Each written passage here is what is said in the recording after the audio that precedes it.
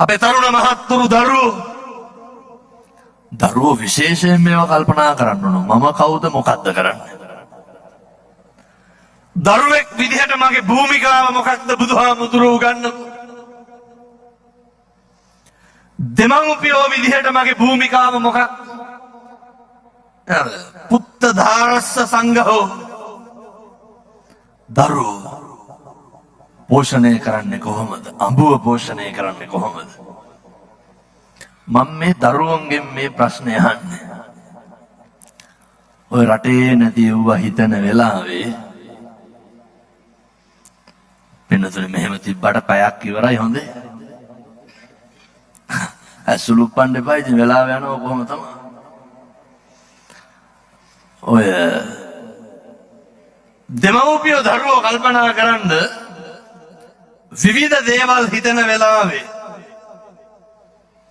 මම මේ කාරණේ දේශනා කරන්න හේතුවක් කියලා ඉන්නම්. ඔය කටුනායක පැත්තේ අර හොරණත් කුඩු ගංජා තියෙනවද නැහැ? නැතුවද? හොරණ හොඳයි. නෑ බොහෝ පැතිවලව තියෙනවනේ. අනිත් අහපු හැම නගරකම තිබ්බා. කොල්ලට අවුරුදු 19. හොරණ මත්පැටි එහෙමත් විකුණනවද නැහැ?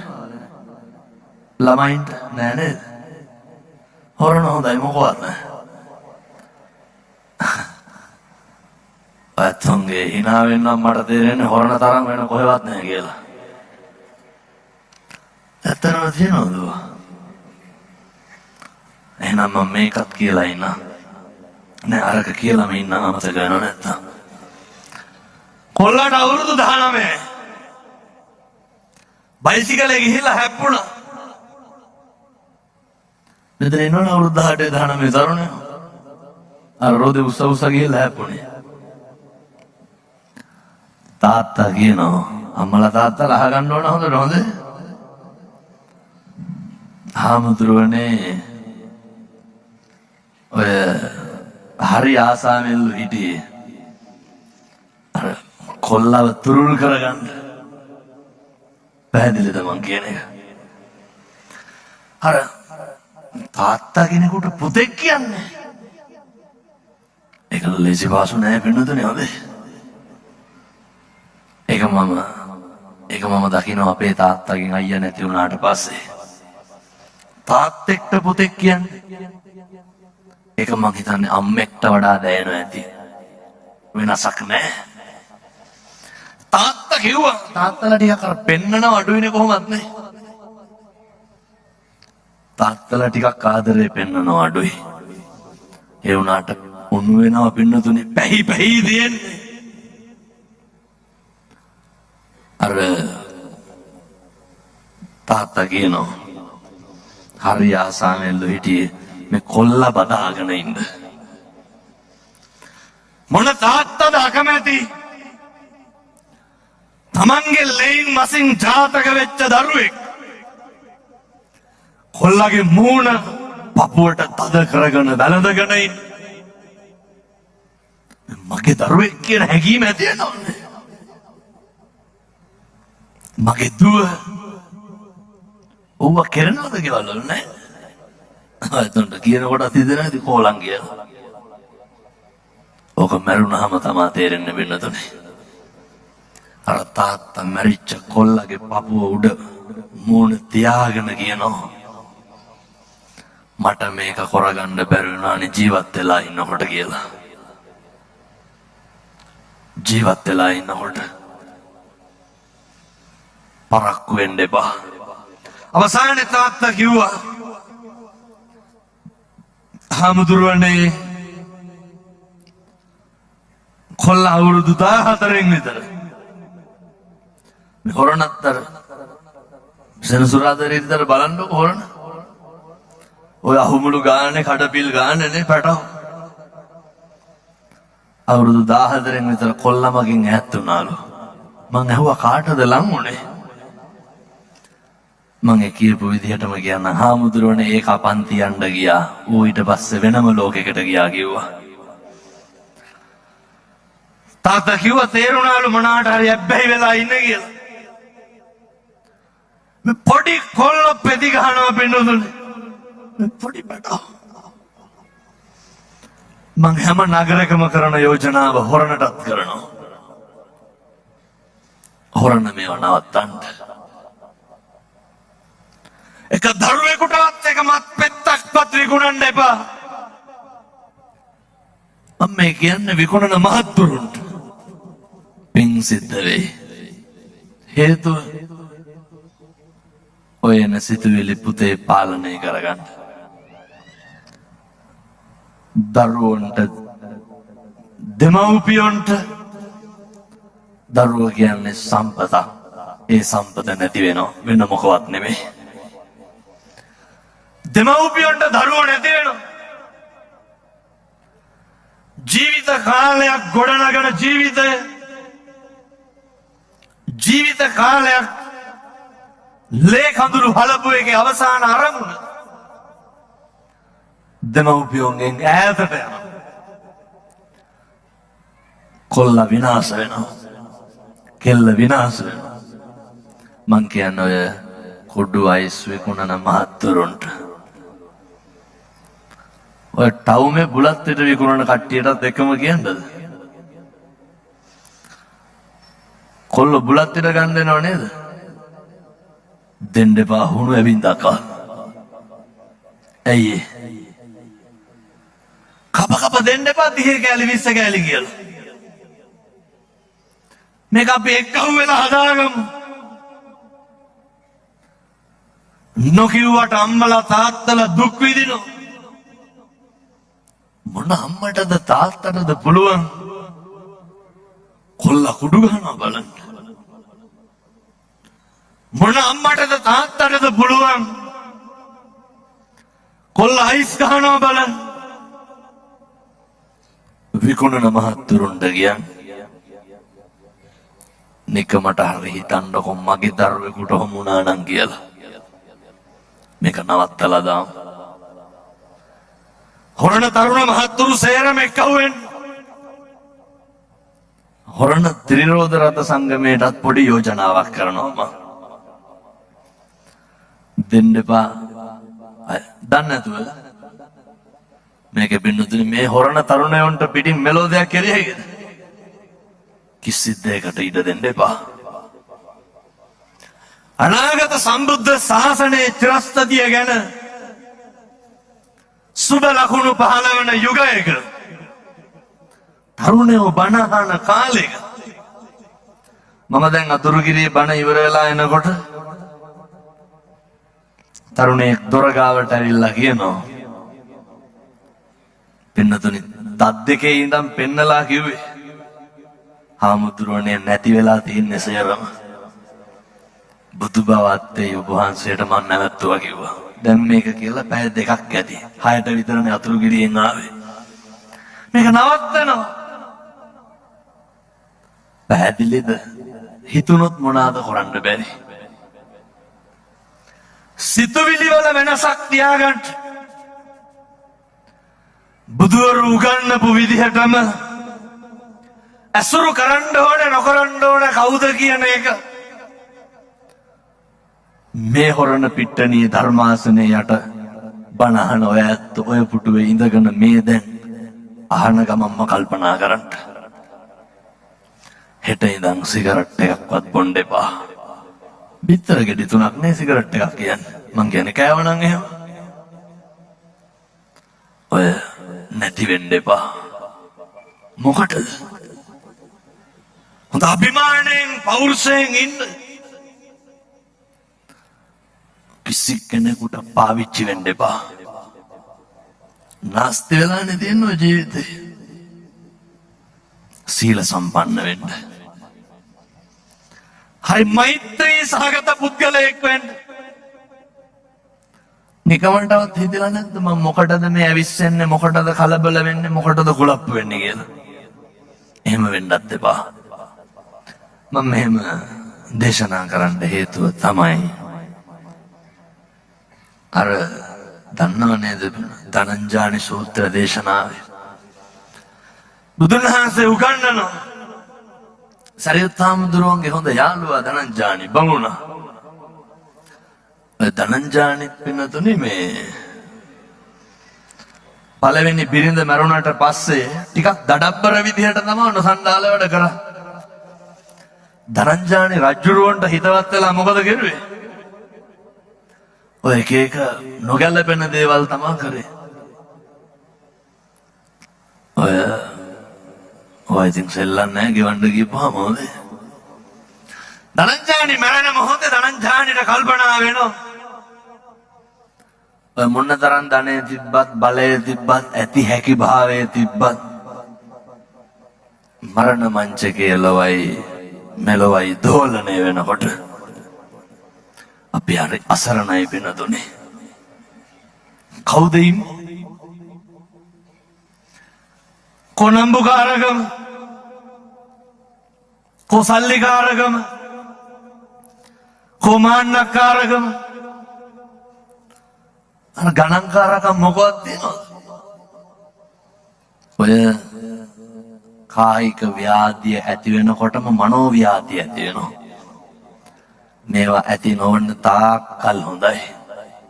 ව්‍යාධියටපත් වෙන්න පටන් ගත්ත ගමන් අපි පුදුම විදියට අසරණ වෙනවා. ඒ නිසා ඔය සෙල්ලක්කාරකම නවත්තන්න. කවුරු හරි කෙරෙහි ඇති වෙලා තියෙනවා නම් වෛරී සහගත සිතුවිල්ලක්, මම මේ කියන එක නම් හොඳට මතක තියාගන්න ඕන. හොඳේ මම ආයෙත් කියන්න. කවුරු හරි කෙරෙහි වෛරී සහගත සිතුවිල්ලක් ඇති වෙලා තියෙනවා නම්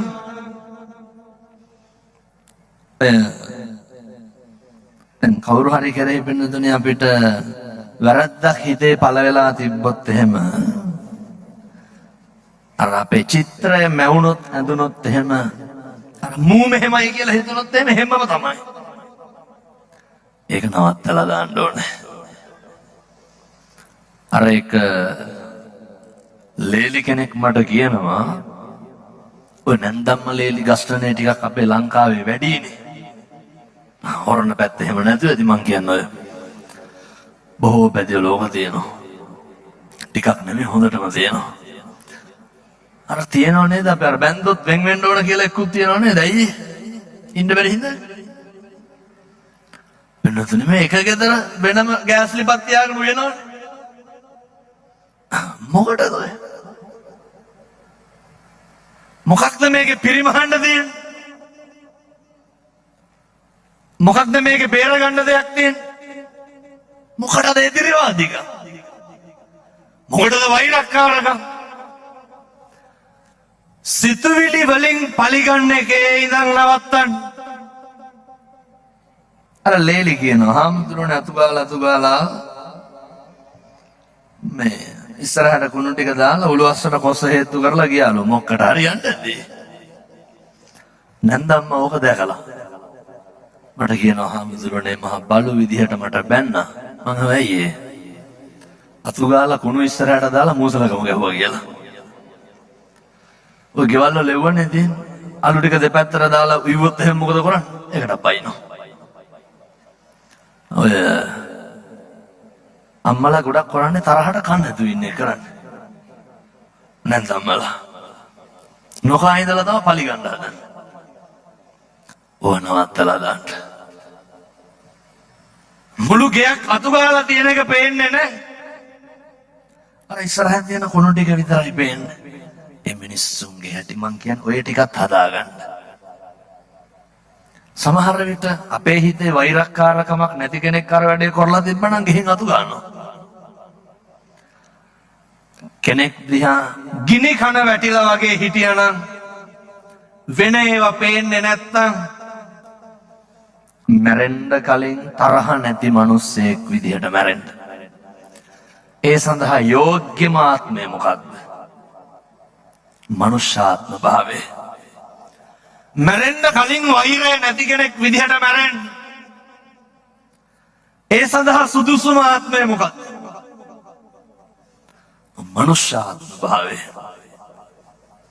ආගම දහම සමග කටයුතු කරනකොට මේ යුගයේ කොහොමත් පින්නතුනේ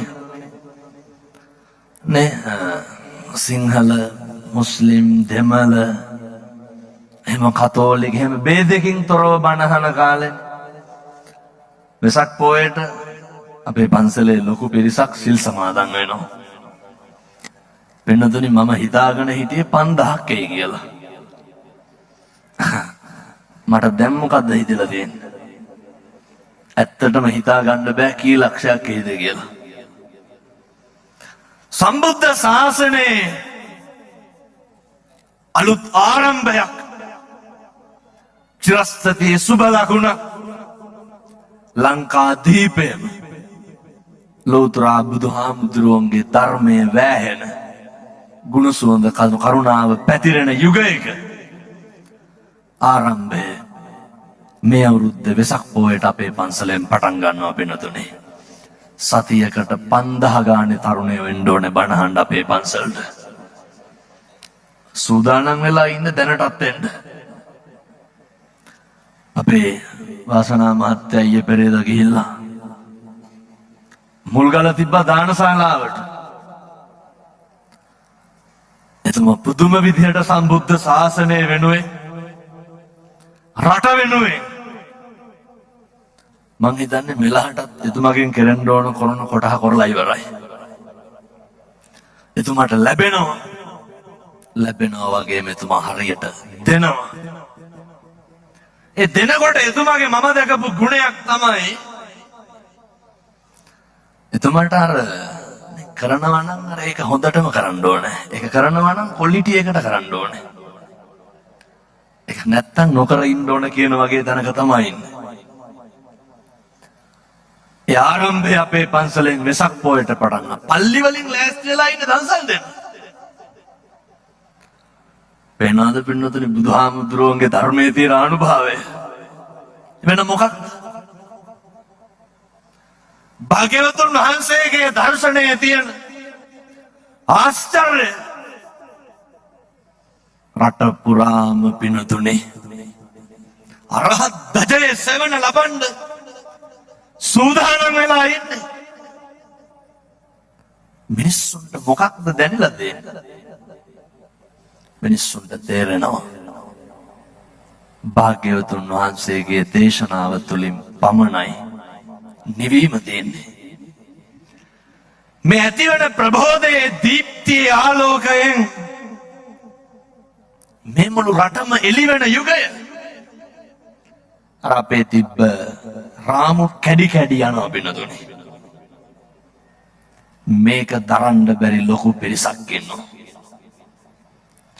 ඒ සියලු දෙනාටම ඇත්තෝ මේක අවබෝධ කරගනි.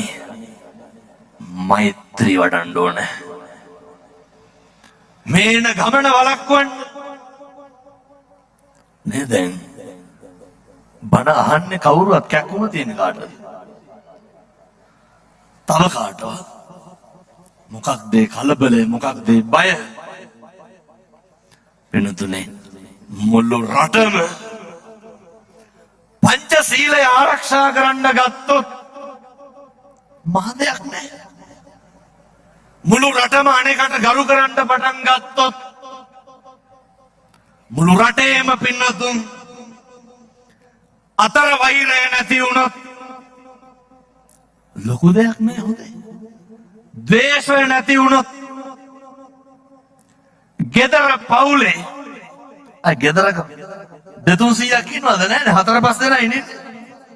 ඔය සේරම කෙලි 4-5 දෙනාට එකට ලස්සනට ඉන්න බැරි හින්දානේ. නකුණු හරපෙන් බැන ගන්නවා, ගහනවා, බයිනවා. එළියට යනකොට එකට හිටියට මොකද අර සෙපරේට් ලෙවල් එකේ ඉන්නේ ගෙවල් වල ඉන්නේ. එකට ඉඳගෙන බත් කාලා නැහැ මාස ගන්නකින් බලනකොට. මොකටද? හරි ලස්සනට ඉන්න. අම්මයි තාත්තයි දරුවෝයි එක්කව වෙලා මුළු පවුල පිටින් පන්සල් යන යුගයක් ඇති වුණොත් අනේකගේ දුක, අනේකගේ වේදනාව, අනේකගේ කඳුල, අනේකගේ බඩගින්න දන්න කියන රටක් බිහි වුණොත් එහෙම පින්නතුනේ ඒකාන්තයෙන් විශ්වාසයි එවැනි රටක් බිහි වෙනවා අනුමානයක් නැහැ. මේ ව්‍යායාමයේ කිසි කෙනෙකුට කඩාකප්පල් කරන්න බෑ. හේතුව අරමුණ සම්බුද්ධ ශාසනයේ චිරස්ථිතිය සහ බෝධිසත්වයෝ අසංඛේයව කල්ප ලක්ෂ 4ක් පෙරම් පුරල අවබෝධ කරගත්ත මේ නෛර්යානික ශ්‍රී සත්‍ය ධර්මය අපි භික්ෂුන් වහන්සේලා හැටියට මිනිස්සු අතරට අරන් යනකොට ඒක වැළඳ ගන්න එකයි අහන්න දෙයක් නෙමෙයි. 62ක් මිත්‍යා මතවලින් ගානව තිබ්බ මුළු මහත් ಭಾರತ දේශයම පිළිතුරු ඡණ්ඩා ශෝක වෙලා හිටිය අශෝක රජුරු ධර්මාශෝක වුණේ ඡණ්ඩාශෝකලාට ධර්මාශෝක වෙන්නත් ගියේ එක පොඩි හාමුදුරු කෙනෙකුගේ බණ පදයක් විතරයි. උත්පත්තියෙන්ම බෞද්ධයෝ වෙච්ච අපි, උත්පත්තියෙන්ම බෞද්ධ සංස්කෘතිය ඇතුළේ හැදුණු අපි දැන් මෙතෙන්ට ධාතු කරඬුවක් කරගෙන ආවොත් නැගිටිනවද නැගිට වෙනවද? නැගිට වෙනවනේ නේ. ඇයි ජානවලත් ඔවා තියෙනවා ගුණදහම් යහපත්කම ජානවල තියෙනවා. ඉතින් ඔය ඡණ්ඩාශෝකලාට ධර්මාශෝක වෙන්න පුළුවන් නම් අපේ අම්මලා තාත්තලා බණ අහන්න එක කාටවත් මැජික් වෙන්නේ කොහොමද? මේක අරුමයක් එහෙම නෙමෙයි. ඒ නිසා කිසි කෙනෙක් කලබල වෙන්න එපා. කිසි කෙනෙක් විශ්වාස කරන්න එපා. එක දෙයක් විශ්වාස කරන්න. නත්ති මේ සරණං අඤ්ඤං බුද්ධෝ මේ සරණං වරං. මට මගේ බුදුහාමුදුරුවන්ගෙන් තොර සරණක් තියෙන්න බෑ. ඔච්චරයි. නත්ති මේ සරණං අඤ්ඤං ධම්මෝ මේ සරණං වරං. මට මගේ ධර්ම රත්නයෙන් තොර සරණක් තියෙන්න බෑ. පිළිගන්න. ධම්මෝ වේ රක්කති ධම්මචාරී. ඔච්චරයි. ධර්මයේ හැසිරෙන මිනිස්සු ධර්මයේ විසින් රකින්නවා. අපි හරියට සමාජගත කරන පණිවිඩයක් තමයි ඔය බුද්ධවත කරන්න පුරුදු කරපු එක. මේක හොරණක් පටන් ගන්න. ඔය මහ දෙයක් නෑ අපේ තාත්තලා මේව කරන්න. ඔය ටිකක් ඔය එක එක කරන ඔය තඩබ්බර වැඩ නවත්තන්න තාත්තලා. ඔය මගේ කවුද කියන එක එකපාරක් දෙපාරක් විතර හිතලා අපේ අර ඈත කෙළවරේ පාර දිහා එහෙම මට පින්නතුනේ පේන්නේ නැති ගානටම කට්ටිය ඉන්නවා. මං හිතන්නේ ඔය කෙළවරේ ඇත්තේ තරුණයෝ වෙන්න. කොල්ලෝ කොහොමද කෙළවරේනේ? අපේ දරුවෝ සත්පුරුෂ තරුණ මහත්තුරු මතක තියාගන්න. අද ඉඳන් ගිහිල්ලා ජීවිතේ ප්‍රඥාව උදා වෙයි. අවබෝධය ලැබේ. වෙනදනේ මේ සත්‍ය කරලා කියන්නේ හොඳ. එච්චරටම විශ්වාසයි මට. හෙට ඉර පායනවා ඇත්තයි එලසටම වරදින්නේ නැහැ. වරදින්න දෙන්නෙත් නැහැ. අකුසල් සිද්ධ වෙන්නේ නැහැ. ජීවිතේ නාස්ති වෙන්න දෙන්නේ නැහැ. බුද්ධවත කරන්න. උදේට නැගිටලානේ අර මම ඉතින් හැම බණකම කියනවා මේක හොඳයි. ඇයි ඒ කියන්නේ? අද්දුටුවයි ප්‍රත්‍යක්ෂයි. බුද්ධවත කරන මිනිස්සුන්ට හොඳට හරියනවා. අපේ තරුණ මහත්තුරු දරුවෝ අම්මලා තාත්තලා උදේට පැන් ටික තියන්න දාන්න ටික තියන්න බුදුහාමුදුරුවෝ හිතේ තියාගෙන ඉන්න. මගේ බුදුහාමුදුරුවන්ට පැන් ටික තියන්න කියන චේතනාවෙන් තියන්න. එළියට බහින්න කලින් දාන ටික තියන්න. ඔය හැන්දෑවේ අම්මයි තාත්තයි දරුවෝයි ලැජ්ජ නැතුව ගෙදර බුදුම දෙන්න. දැන් ඔහොම හදවතට තට්ටුවක් දාලා බලන්න අපේ ගෙදර අපි වඳිනවද නැද්ද කියලා. මේ ටික කරන්න පුරුදු වෙන්න. ඒ සඳහා අවශ්‍ය ධෛර්යය, ඒ සඳහා අවශ්‍ය ශක්තිය දලදා හාමුදුරුවන්ගේ පිහිටෙන් මේ අම්මලාට තාත්තලාට ලැබේවා සාදු කියලා ප්‍රාර්ථනා කරන්න. අවසාන යෝජනාව ඉල්ලීම. හෙට ඉඳන් හිතක් රිදෙනවා නම් කාගේ හරි ඔය තෝ කියලාවත් කියන්න එපා. හිතක් රිදෙනවා නම් කාගේ හරි කුණුහරුපයක්වත් කියන්න එපා.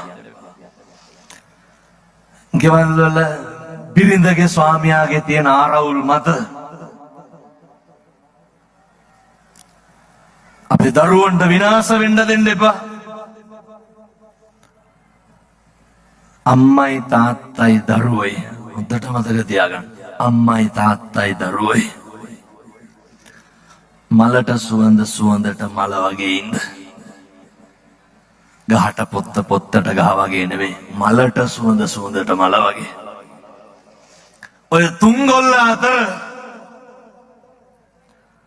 වෙනතුනේ වචනයකින්වත් හිත රිදීමක් තැලීමක් තියෙන්න දෙන්න එපා. අපේ ප්‍රියතමයෝ රැකගන්න. සම්බුද්ධ ශාසනය වෙනුවෙන් කටයුතු කරන්න. මං හිතනවා මේ හැම කෙනා ළඟම ජංගම දුරකථනයක් ඇති. ඔය හැම කෙනෙක්ම Facebook යනවනේ නේ. කවදාවත් වෛරය ඇති වෙන දෙයක් පළ කරන්න එපා. අපිට ධර්මය ප්‍රචාරය කරන්න පුළුවන්. සමාජය යහමගට ගන්න පුළුවන්.